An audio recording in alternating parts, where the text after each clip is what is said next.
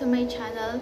Ngayon lang na naman tayo nakapag-video kasi sobrang busy and medyo tinatamad ako mag-video and mag-edit. Kasi nakakalimutan ko din naman kasing i-edit yung mga videos ko. And so for today's video ay samahan niyo akong mag-ready kasi may pasok tayo. Actually, 7 sana yung pasok ko. Pero na-cancel, then 1 PM ang resume. And then, katatapos ko nga kasing maglaba, kaya hindi pa ako nakaligo. So, maligo muna tayo, and then mag-ayos na tayo. See you! So, ayan guys, katatapos kong maligo, and magbre-brush lang ako. Magbre-brush lang ako, tapos magre-ready na ako, magbibihis na ako.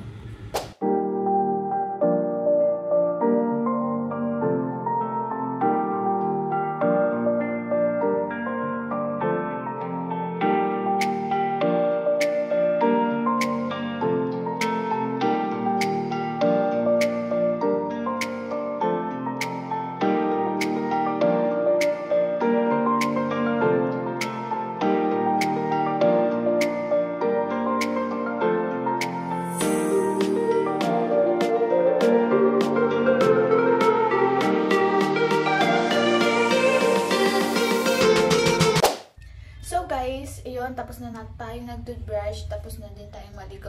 Then ngayon is basa pa yung hair ko and kailangan ko itong patuyuin kasi magtatay kami ng hair. Itatali namin siya para maging maayos yung itsura namin. Kasi sa course namin is kailangan nakatali yung hair. So guys, papatuyuin ko muna yung hair ko sa fan kasi wala naman akong hair blower. Kaya magtiyaga muna tayo sa fan. Ito naman yung lagi kong ginagawa tuwing nagpapatuyo ako ng hair. Nagtsatsaga muna ako sa fan. Then, siguro later on, makakabili tayo ng hair blower.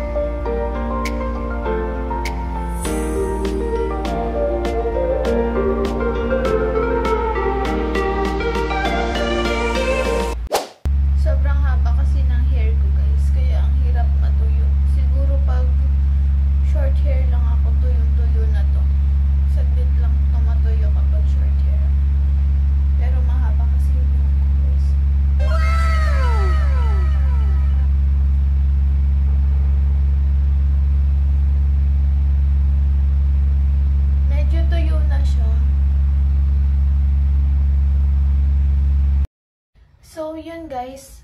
Medyo tuyo na yung buhok ko. Hintayin ko na lang na matuyo. As in, matuyo siya.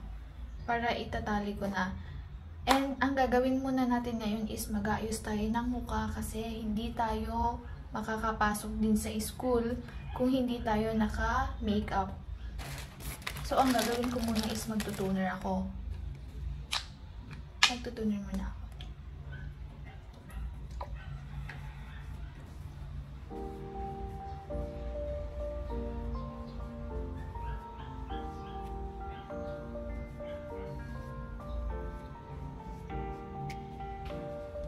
Kaharap ko pala yung salamin. Dito na lang ako titingin para kitang-kita kung okay na din.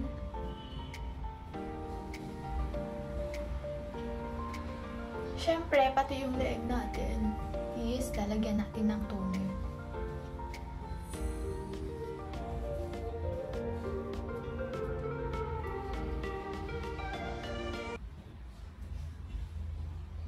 So, okay na guys. So, patuyuin lang natin saglit konti. So, medyo tuyo na siya and gagamit ako dito ng cream para sa mag-lighten yung mga dark spots ko kasi dati sobrang dami kong dark spots. Tapos ngayon is medyo hindi na siya halata sa face ko.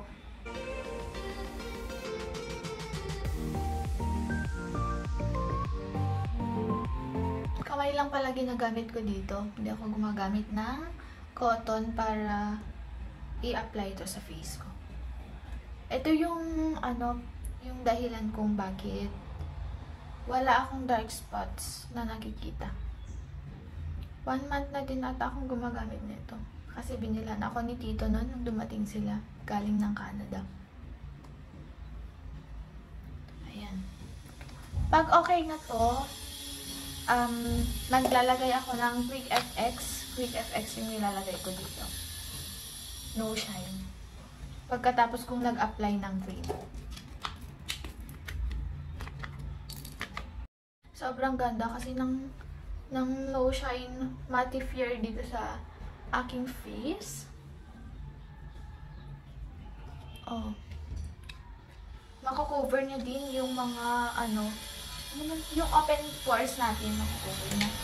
Then lalagay na din ako ng foundation. Agad foundation agad. Biniblend ko lang po dito. Parang ginagawa ko lang siyang polvo, hindi yung as in makapal na foundation sa mukha ko. Kasi masasobrahan ng puti.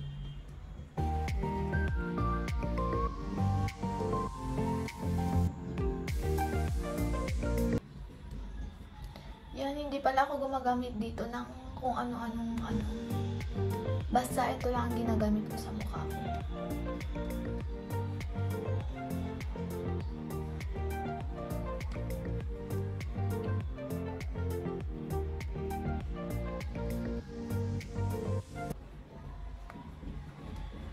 Pag medyo pag okay na, pag pantay na sa face mo, dapat pantay yung paglagay mo ng foundation, magkabila ang pisngi.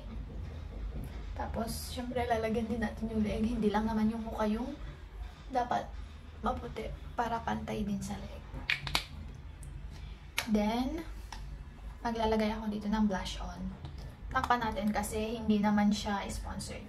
Tapos, gagamit ako dito ng brush.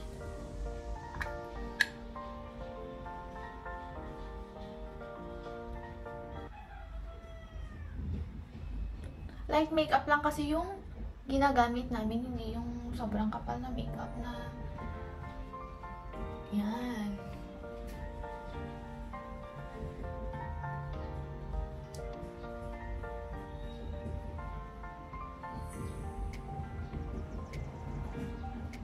Ayan, okay na siya. Kita ba?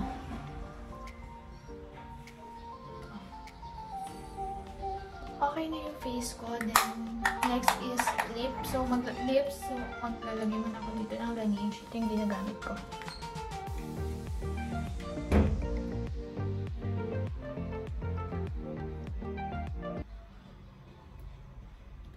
Hindi pala muna ako maglalagay ng lipstick kasi hintayin ko muna siyang lumapit sa lips ko. Siguro mga 10 to 15 minutes bago ako maglalagay ng lipstick. So, ayan guys, medyo okay na yung mukha ko. Medyo okay. Magli-lipstick na lang ako mamaya. Then, itatay ko na din ata tong hair ko. Medyo tuyo na siya.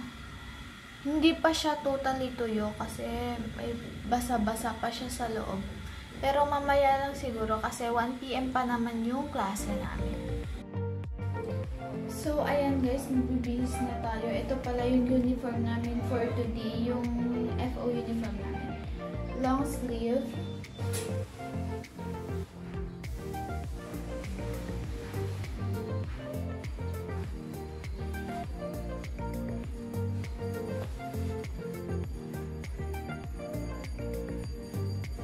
Parang taba ko naman sa camera. Ayan, tinupi ko na pala siya kanina. Ito, long sleeve to, pero tinupi ko na kanina. Naiirita kasi ako kapag hindi ko tinupi kapag sobrang haba, naiirita ako. Then, next is mag-i-skirt pala kami dito guys. Skirt yung ginagamit namin.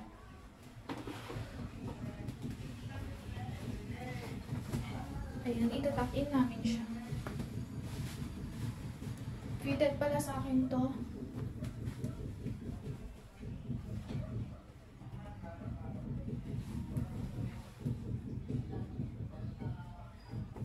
Ang hirap lang kasi i-close sa likod niya, yung zipper niya.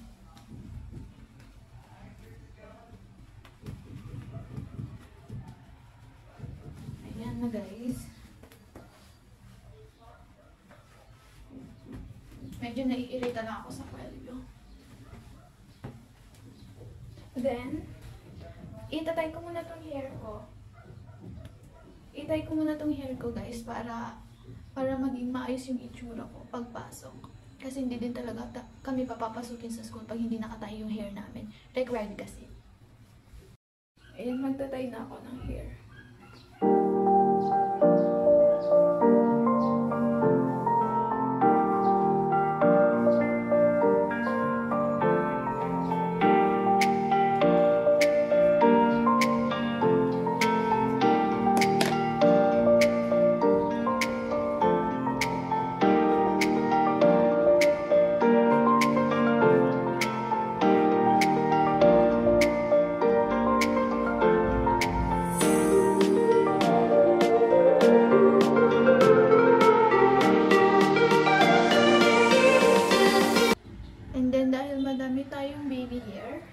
Maglalagay ako dito ng hair stick.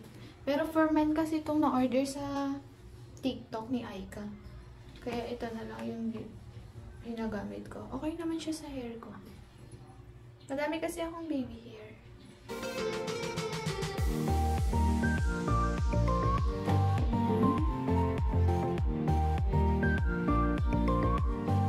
Yan, okay na siya. Tapos maglalagay tayo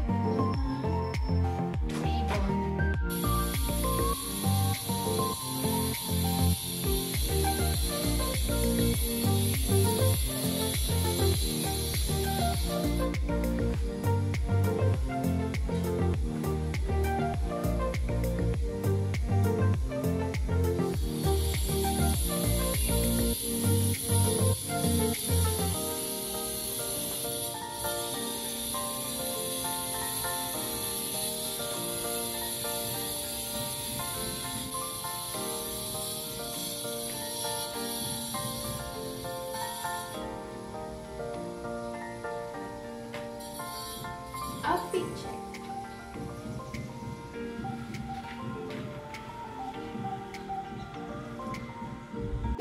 So, yun lang guys. Thank you for watching and sana nag-enjoy kayo sa video ko. And please like, share, and subscribe my YouTube channel. Please support me. Thank you!